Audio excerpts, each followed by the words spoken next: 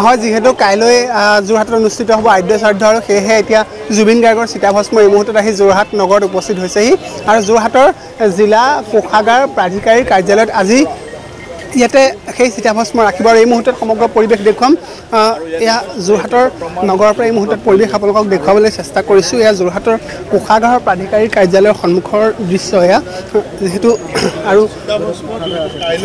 আহি চিতাভস্ম আহি যোৰহাটৰ নগৰৰ মাজত এই মুহূৰ্তত আহি এয়া পাইছেহি আপোনালোকে দেখিছে আমাৰ সতীৰ্থ কেমেৰা পাৰ্চনে আপোনালোকক এই পৰিৱেশ দেখাইছে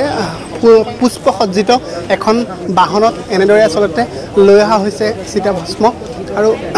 অহাকালিলৈ যোৰহাট ষ্টেডিয়ামত আচলতে আদ্য শ্ৰাদ্ধ যি 13 দিনীয়া মাংগলিক অনুষ্ঠান অনুষ্ঠিত হ'ব তাৰ বাবে এই পুষ্পসজ্জিত বাহনত চিতাভস্ম লৈ অহা হৈছে আৰু ইতিমধ্যে আমি জানিব পৰা মতে আজি নিশাটো এই কোষাগাৰৰ প্ৰাধিকাৰীৰ কাৰ্যালয়তে চিতাভস্ম ৰাখিব আৰু কালিলৈ পুৱা সেই ষ্টেডিয়ামলৈ লৈ যোৱা হ'ব চিতাভস্ম ৰাইজৰ মুক্তকৈ ৰাইজে যাতে শ্ৰদ্ধাঞ্জলি জনাব পাৰে সেই শ্ৰদ্ধাঞ্জলি জনাৰ বাবে ইয়াৰ পৰা লৈ যোৱা হ'ব আৰু ইতিমধ্যে এয়া আপোনালোকক দেখুৱাই আছোঁ বাহনখন যোৰহাট নগৰত আহি উপস্থিত হৈছে যোৰহাটৰ নগৰৰ একেবাৰে মাজত কোষাগাৰ প্ৰাধিকাৰীৰ কাৰ্যালয়ৰ সন্মুখত এয়া আহি ইয়াত বাহনখন উপস্থিত হৈছে চিতাভস্ম লৈ আহিছে তেখেতসকলে যোৰহাট জিলা আয়ুক্ত জয় শিৱানী যোৰহাট জিলাৰ বিধায়ক হিতেন্দ্ৰ নাথ গোস্বামী উপস্থিত আছে আৰু তেখেতসকলে আচলতে এয়া গ্ৰহণ কৰিছে আচলতে আমি সমগ্ৰ পৰিৱেশটো আপোনালোকক এই মুহূৰ্তত দেখুৱাবলৈ চেষ্টা কৰিছোঁ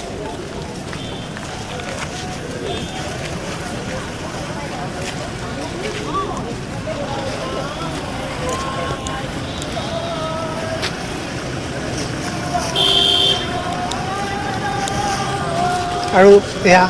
কোষাগাৰৰ প্ৰাধিকাৰী কাৰ্যালয়ৰ সন্মুখত সকলোৱে প্ৰাৰ্থনা কৰিছে এয়া আঁঠু কাঢ়ি সকলোৱে ব্ৰহ্মে আদি কৰি জীৱজত প্ৰাৰ্থনাৰে চিতাভস্ম আদৰণি জনাইছে আৰু এক মাংগলিক পৰিৱেশে বিৰাজ কৰিছে যোৰহাটৰ নগৰৰ মাজত এয়া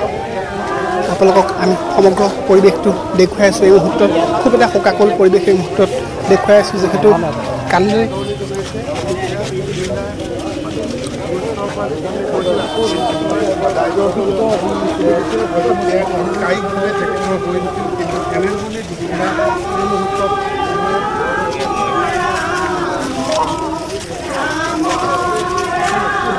আৰু এয়া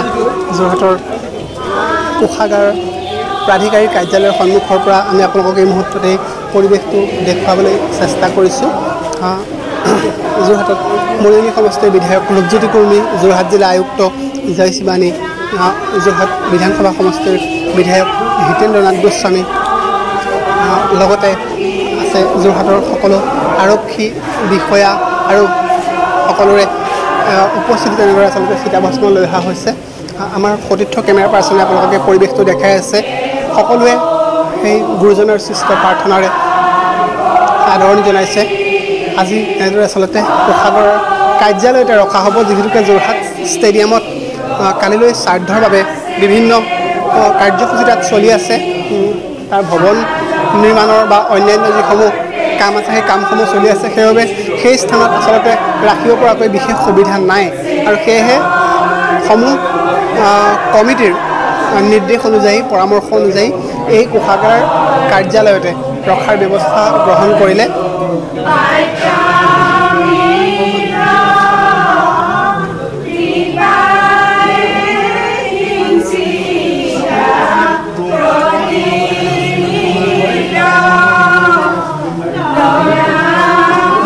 যিগৰাকী প্ৰাণৰ শিল্পী যিগৰাকী আচলতে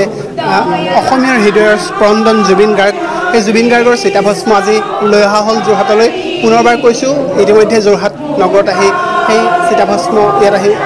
পাইছেহি আৰু আমাৰ সতীৰ্থ কেমেৰা পাৰ্চনে সমগ্ৰ পৰিৱেশটো আপোনালোকক দেখুৱাই আছে যোৰহাটৰ কোষাগাৰ প্ৰাধিকাৰীৰ কাৰ্যালয়ৰ পৰা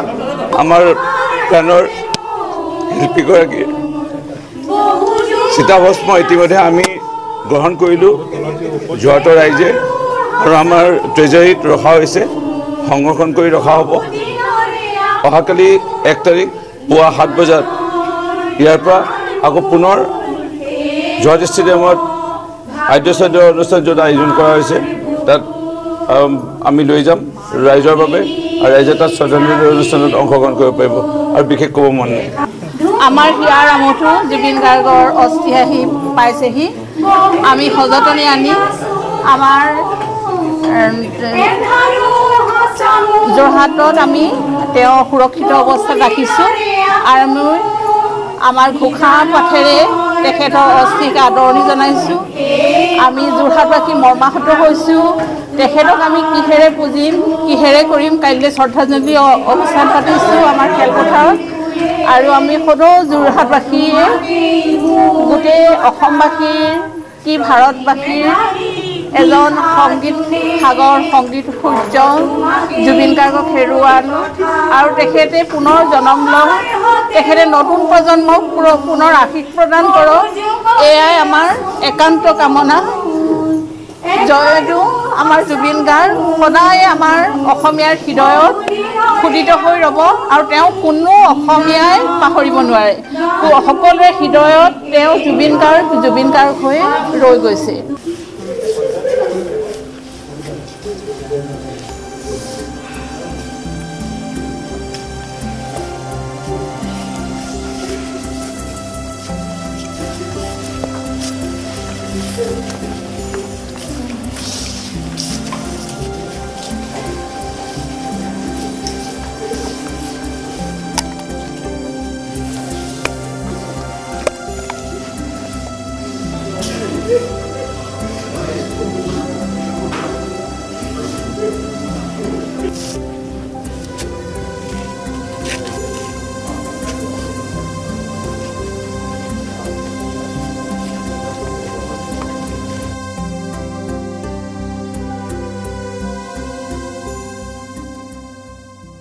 যোৰহাটৰ প্ৰথমখন NABH স্বীকৃতিপ্ৰাপ্ত চিকিৎসালয় AJ নাৰ্ছিং হোমত নৱসংযোজন কেটলেব।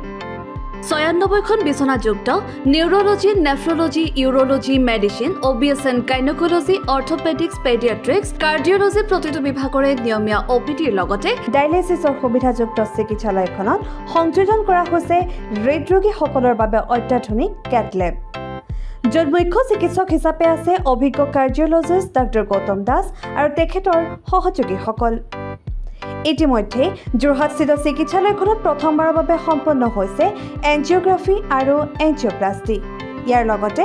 12খন বিচনাযুক্ত ICU, নিঅ'নেটেল ICU তথা মাল্টি স্পেচিয়েলিটি হস্পিটেল হিচাপে 3টাকৈ মডুলাৰ OTৰ উপৰিও 24 ঘণ্টাই ৰাইজৰ বাবে উপলব্ধ এক্স-ৰে, আল্ট্ৰাছাউণ্ড আৰু CT স্কেনৰ লগতে অত্যাধুনিক চিকিৎসা সেৱা।